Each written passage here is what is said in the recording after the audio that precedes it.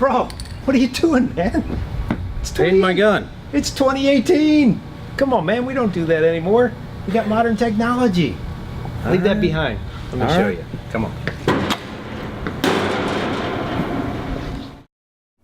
Hey, what's up, guys? Shawn Ryan from Vigilance Elite, here with Don Bradley, former Green Beret, owner of Cerakote Nation. We used to work together at the agency.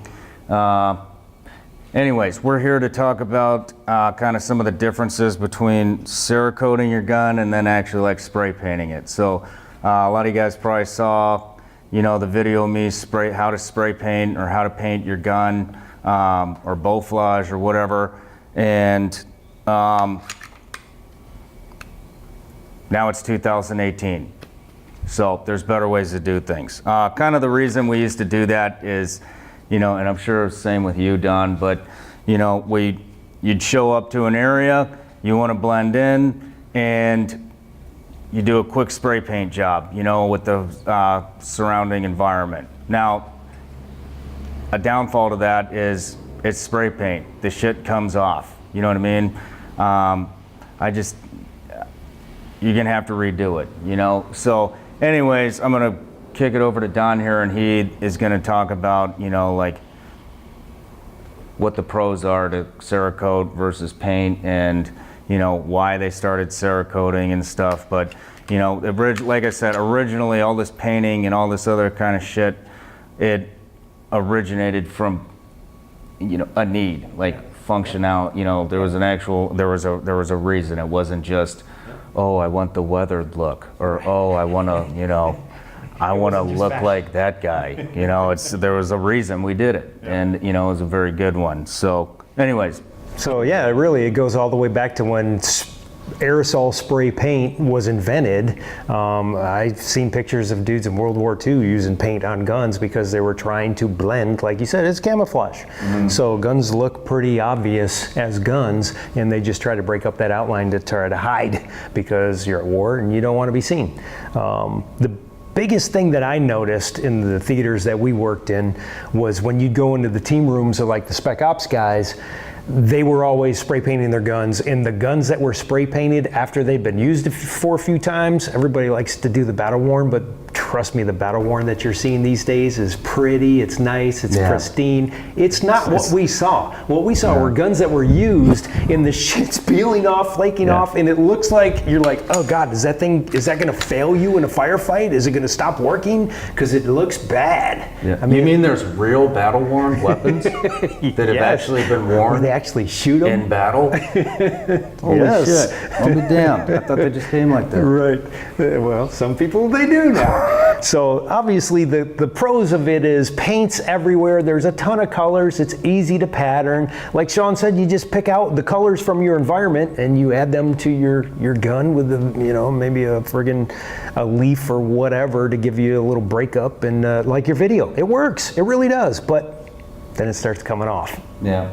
So the con is the preparation that's done in getting ready to actually put it on is like nothing. There's still oil on most guns. Yeah, I mean, I remember the first time you clean your gun after you paint it, it looks like shit. You know, the oil starts coming off, and it gets kind of gummy and shit. And that's why, like, I used to tape, like, I forgot to do it in that video, but I used to take the trigger, you know, the grip, so that I don't get that gummy shit all over my hands, and it just feels, you know, it doesn't feel good. Well, it's because it's sitting on top of oils, even though it might be a really, really thin film that you can't see, it's there. And the paint's not going to penetrate the oil, it's going to sit right on top of it. But this right here, I mean, this 320 of mine that you just Cerakoted, and I mean, we just shot the piss out of it yesterday, and, you know, it's heavily oiled. It feels brand new. Yep. You know.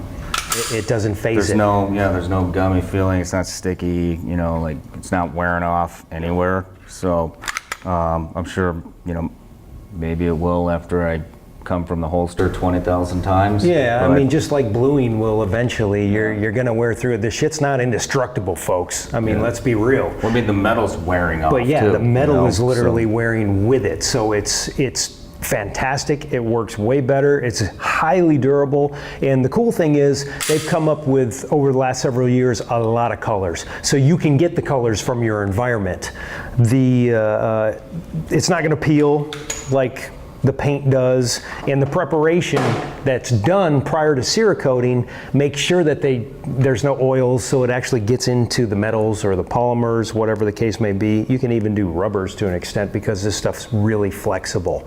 So it's made just for this. The cons, obviously, it costs more money than a couple of rattle cans of spray paint. I mean, you got to send it to somebody, so you're going to be without your gun for a little bit. But the good news is they're certified applicators who know what they're doing, that have been trained by the company Cerakote. So it's put on the best possible way for the most longevity, and you get great color. This is a really, really good example of things that you can do with Cerakote. People are doing a lot of camouflage patterns. Cryptic is really big these days. This is just 2 colors and some awesome lasering, and look at it. I mean, that's badass, folks. Yeah. Oh wait, is this for me? It's for you. Oh, thank you. Nah, this is pretty sick, man. I like it. I was going somewhere and I just had a brain fart. So I'll kick in real quick. You can actually do Cerakoting yourself. You can use your wife's oven, you know.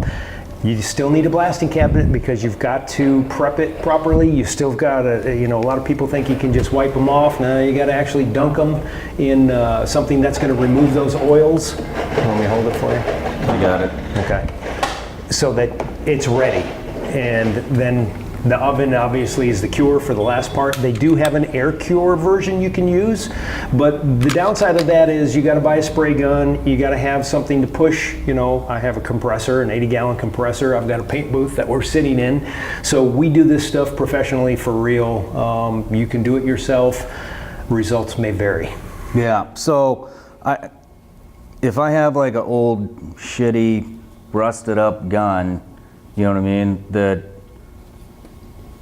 say I got, like, I'll tell you right now, the rifle that I painted in that video. Yep. I never shoot it. It's old school. It's like almost the exact same thing I was using in the SEAL teams. And, it's the barrel's rusted. I didn't take care of it very much. And so that's why I picked that gun for that video, was like, I never shoot it. I'll paint it and make a video out of it. So when I do decide to start shooting it again, and it starts to look like shit, you can sandblast all that shit off, you can get the rust off, and I mean, you can basically restore it to like... Yeah, the process basically restores the gun while you're doing it, and then it's going to end up looking as good as both of those. This is cobalt, right? Yep, that's cobalt. Yep, and you got stop sign red on the other one and midnight black. Yeah, so, all right, I mean, anything else? No, we love doing it. Again, Cerakote Nation, we can do 1 gun or 1,000 pieces of whatever it is, because we are set up for volume, as well as the individual custom shop. So if you do have a gun that you spray painted and you're actually going to shoot it and it starts looking like shit and you get tired of that gummy paint feeling that you're going to get when you're shooting it, then when you get tired of that paint job, you can either paint over it again, or you can ship it over here to Macon, Georgia at Cerakote Nation, and we'll hook you up. Don will hook it up and make it look brand spanking new. So, all right, man. Well, cool, man. Thank you. Good being with you again. You too. All right. Thanks, everybody. Come Don't see forget us. to check them out. Cerakote Nation. All right, at Cerakote Nation, at Vigilance Elite, at Shawn Ryan 762 on all social media platforms, and see you next week.